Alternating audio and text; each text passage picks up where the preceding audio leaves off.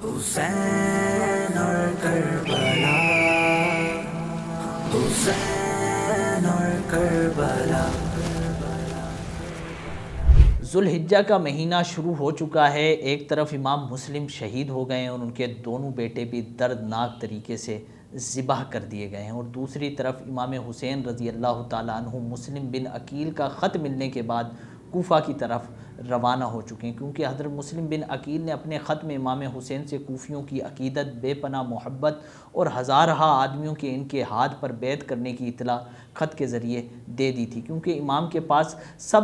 حالات اچھے کی رپورٹ تھی کہ کوئی مسئلہ نہیں ہے، دھوکے اور جنگ کی بظاہر دور دور تک کوئی نشانی یا ثبوت نہیں تھا، لیکن پھر بھی صحابہ کرام علیہم الرضوان امام حسین کو یہی مشورہ دے رہے تھے کہ آپ کوفہ نہ جائیں، لیکن یہ کوشش بیکار ہو گئی، اور حضرت امام حسین 72 افراد کو لے کر، اہل بیت کے 72 افراد جس میں عورتیں بھی ہیں، بچے بھی ہیں، صحیح بڑے بھی ہیں، لے کر کوفہ کی طرف سفر شروع کرتے ہیں۔ لیکن سفر کا آغاز شروع کرنے سے پہلے طواف کے لیے مسجد حرام تشریف لے کے آتے ہیں، بیت اللہ کا آخری طواف یہ قافلہ کر رہا ہے، اس کے بعد وہ کوفہ کی طرف چلتے ہیں، حسرت بھری نگاہ بیت اللہ پر ڈالتے ہیں یہ قافلے والے، اور کوفہ کی طرف بڑھتے چلے جاتے ہیں۔ سفر کے دوران ذات عرق کا ایک مقام آیا جہاں بشیر ابن غالب اسدی سے امام حسین کی ملاقات ہوئی۔ بشیر جو ہے وہ کوفہ سے مکے کی طرف آ رہے تھے، تو حضرت امام حسین نے کوفہ کے حالات ان سے پوچھے کہ ادھر کیا کنڈیشنز ہیں، کیا حالات ہیں، تو انہوں نے کہا کہ کوفیوں کے دل تو امام حسین کے ساتھ ہیں، لیکن ان کی تلواریں بنو امیہ ہی کے ساتھ ہیں۔ اسی سفر کے دوران عرب کے مشہور شاعر فرزدق سے بھی آپ کی ملاقات ہوئی، اور اس نے بھی اسی طرح کی بات چیت کی۔ اسی سفر کے دوران ایک مقام پر عبداللہ بن مطیع سے امام حسین کی ملاقات ہوئی، انہوں نے بھی حضرت امام حسین کو کوفہ نہ جانے کا کہا اور وہاں کے حالات اچھے نہ ہونے کا بتایا۔ جواباً امام حسین نے یہ آیت قرآن پاک کی پڑھی، لَن يُصِيبَنَا إِلَّا مَا كَتَبَ اللَّهُ لَنَا، ہمیں وہی مصیبت پہنچے گی جو اللہ نے ہم پر مقرر کر دی ہے، ہمارا مقدر ہے۔ دوران سفر ہی حضرت امام حسین عالی مقام رضی اللہ تعالیٰ عنہ کو کوفیوں کی بے وفائی اور حضرت مسلم بن عقیل کی شہادت کی خبر بھی مل چکی تھی۔ اس وقت آپ کے قافلے میں کچھ رائے مختلف ضرور ہوئیں۔ ایک مرتبہ تو امام حسین نے بھی واپسی مکے جانے کا قصد کیا، ارادہ کیا، لیکن مشورے سے یہی طے پایا کہ اب واپسی کا خیال ذہنوں سے نکال دیا جائے اور کوفہ کی طرف سفر کو کنٹینیو رکھا جائے۔ حضرت امام رضی اللہ تعالیٰ عنہ بھی اسی مشورے سے اتفاق کیا اور سفر اب کوفے کی طرف چل دیا، یہاں تک کہ جب کوفہ 2 منزل رہ گیا تب آپ کو حر بن یزید ریاحی ملا۔ حر کے ساتھ ابن زیاد کے 1000 ہتھیار لیس سوار تھے۔ حر نے حضرت امام حسین رضی اللہ تعالیٰ عنہ کی بارگاہ میں عرض کی کہ مجھ کو ابن زیاد نے بھیجا ہے اور حکم دیا ہے کہ آپ کو اس کے پاس لے چلوں۔ حر نے یہ بھی ظاہر کیا کہ وہ مجبوراً آیا ہے، اہل بیت اور آپ کی جناب میں اسے یہ جرت بالکل گوارا نہیں ہے۔ حضرت امام حسین رضی اللہ تعالیٰ عنہ نے حر سے فرمایا کہ میں اس شہر میں خود بخود نہیں آیا ہوں، بلکہ مجھے بلایا گیا، اہل کوفہ نے میرے پاس کافی پیغام اور لوگوں کو بھیجا ہے۔ اسی گفتگو کے بعد امام حسین عالی مقام نے کوفیوں کو متوجہ کرتے ہوئے کہا کہ اے کوفیوں، اگر تم اپنی عہد و بیت پر قائم ہو اور تمہیں اپنی زبانوں کا کچھ پاس ہے جو تم نے کہا ہے، اگر اس پر تھوڑا بہت بھی قائم ہو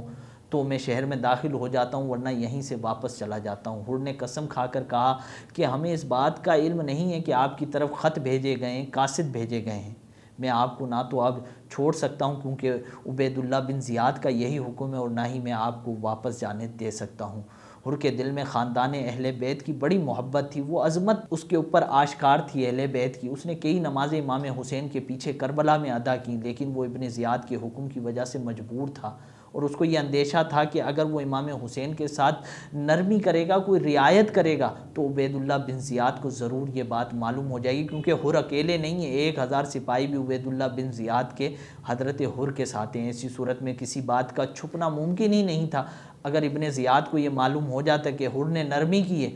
تو وہ نہایت ہی سختی کے ساتھ حضرت حر کے ساتھ پیش آتا۔ اس اندیشے اور خیال کی وجہ سے حر اپنی بات پر اڑا رہا، یہاں تک کہ حضرت امام رضی اللہ تعالیٰ عنہ کو کوفے کے راستے سے ہٹا کر کربلا کی طرف اس نے موڑ دیا۔ یہ ہے محرم 61 ہجری کی دوسری تاریخ۔ امام حسین نے میدان میں پہنچ کر اس جگہ کا نام پوچھا تو بتانے والوں نے بتایا کہ یہ کربلا ہے۔ حضرت امام حسین کربلا سے اچھی طرح واقف تھے، آپ کو معلوم تھا کہ کربلا ہی وہ جگہ ہے جہاں اہل بیت رسالت کو رائے حق میں اپنے خون کی ندیاں بہانی ہوں گی۔ آپ رضی اللہ تعالیٰ عنہ کو انہی دنوں حضور سید عالم صلی اللہ علیہ وسلم کی زیارت ہوتی ہے۔ حضور علیہ الصلاۃ والسلام آپ کو آپ کی شہادت کے بارے میں بتاتے ہیں۔ اب ایک طرف تو امام حسین کے قافلے والے کچھ عارضی خیموں کے اندر مقیم ہیں، زندگی گزارنے کا کوئی خاص انتظام نہیں ہے، اور دوسری طرف ہزارہا سواروں کا مسلح لشکر مقابلے کے لیے موجود ہے۔ اہل بیت کے خیموں اور یزیدیوں کا لشکر دریائے فرات کے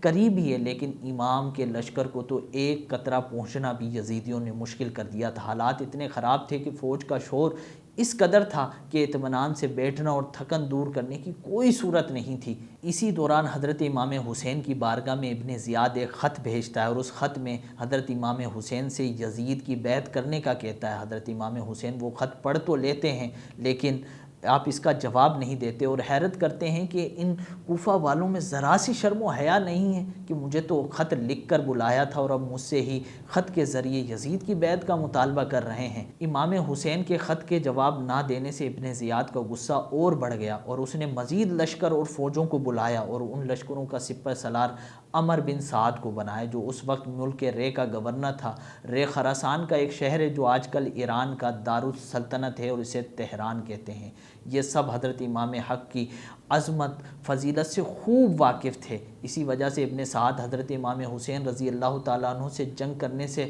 بچ رہا تھا، تھوڑا سا وہ چاہ رہا تھا کہ صلح ہو جائے، مگر ابن زیاد نے اسے مجبور کیا کہ اب تمہارے پاس دو صورتیں ہیں، یا تو رے کی حکومت سے دستبردار ہو جا، یا پھر امام حسین سے مقابلے کے لیے پوری فوج کی لیڈرشپ سنبھال۔ دنیاوی حکومت کی لالچ اس کو جنگ پر آمادہ کر لیتی ہے۔ آخرکار ابن سعد وہ تمام لشکر اور فوج لے کر حضرت امام حسین کے مقابلے کے لیے روانہ ہو جاتا ہے۔ دوسری طرف ابن زیاد ایک کے بعد ایک لشکر عمر بن سعد کی طرف بھیجتا رہتا ہے، یہاں تک کہ جو کربلا میں 72 افراد کا جو قافلہ اہل بیت کا ہے، اس کے اگینسٹ 22,000 کا لشکر جمع ہو جاتا ہے۔ حیرت کی بات یہ ہے کہ دنیا کی کسی جنگ میں بھی اس کی مثال نہیں ملتی کہ 72 کے مقابلے میں 22,000، اور 72 بھی وہ جس میں بیویاں ہیں، عورتیں ہیں، بچے ہیں، بیمار ہیں، اور وہ جنگ کے لیے آئے بھی نہیں، ان کے پاس جنگی ساز و سامان بھی نہیں ہیں۔ ایسے میں 22,000 کا لشکر بھیجنے کا مطلب ہے کہ وہ خوب جانتے ہیں کہ اہل بیت کا ایک ایک جوان ہمارے ایک ایک دستے سے پہ بھی بھاری ہے، کئی ہزار افراد کے لیے بھی کافی ہے۔ انہوں نے اہل بیت کو کنٹرول کرنے کے لیے اور بھی چالیں چلیں، اس میں سے ایک چال یہ بھی تھی کہ لشکر امام حسین پر پانی بند کر دیا گیا، جس سے امام کے ساتھ آنے والے لوگ بھوک اور پیاس کے سبب کمزور پڑ گئے، اور یہ ان کی چال تھی کہ پھر ہم جنگ شروع کریں گے، کہ وہ کمزور پڑ گئے ہیں اور ہم ابھی بھی تر و تازہ ہیں، ہم تو کھا پی رہے ہیں۔ اب یہ 7 محرم سے 10 محرم ہو گئی ہے، اہل بیت کے پاس پانی نہیں پہنچا، اور یزیدی یہی بحث امام حسین کے ساتھ کر رہے ہیں کہ آپ بیعت کر لیں یزید کی۔ اگر آپ یزید کی بیعت کرتے ہیں، وہ کہہ رہے ہیں کہ اگر آپ یزید کی بیعت کرتے ہیں تو یہ تمام لشکر آپ کو پروٹوکول دے گا، آپ کا اکرام اور احترام کیا جائے گا، خزانوں کے منہ کھول دیے جائیں گے، دنیا کی دولت آپ کے قدموں پر لوٹا دی جائے گی۔ مگر امام حسین کا دل تو دنیا کی محبت سے بیزار تھا، وہ کب اس دنیا کی لالچ میں آتے۔ حضرت امام حسین نے دنیا کے آرام پر ٹھوکر مار دی، اور رائے حق میں پہنچنے والی مصیبتوں کو خوش دلی کے ساتھ آپ نے قبول کیا، اور ناجائز بیعت کا خیال اپنے دل میں نہ آنے دیا، اور مسلمانوں کی تباہی اور بربادی کو آپ نے گوارا نہ کیا، اپنا گھر لوٹانا اور اپنا خون بہانا منظور کیا، مگر اسلام کی عزت میں فرق آنا برداشت نہ کیا۔ اب امام حسین کو بھی یہ علم ہو چکا تھا کہ یہ لوگ جنگ ہی چاہتے ہیں، اس لیے آپ نے بھی خیموں کے پاس خندق کھدوائی اور مقابلے کی تیاری فرمائی۔ پھر کیا ہوا کہ پھر علی اکبر جاتے ہیں میدان میں، حضرت حر بھی اب اس قافلے کے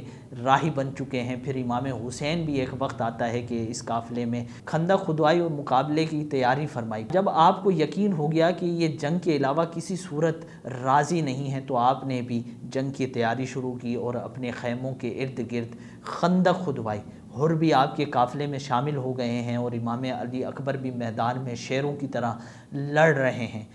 گاجر مولی کی طرح یزیدی کٹ رہے ہیں۔ یہ سب ہوگا اگلے ایپیسوڈ میں۔ حسین اور کربلا، حسین اور کربلا۔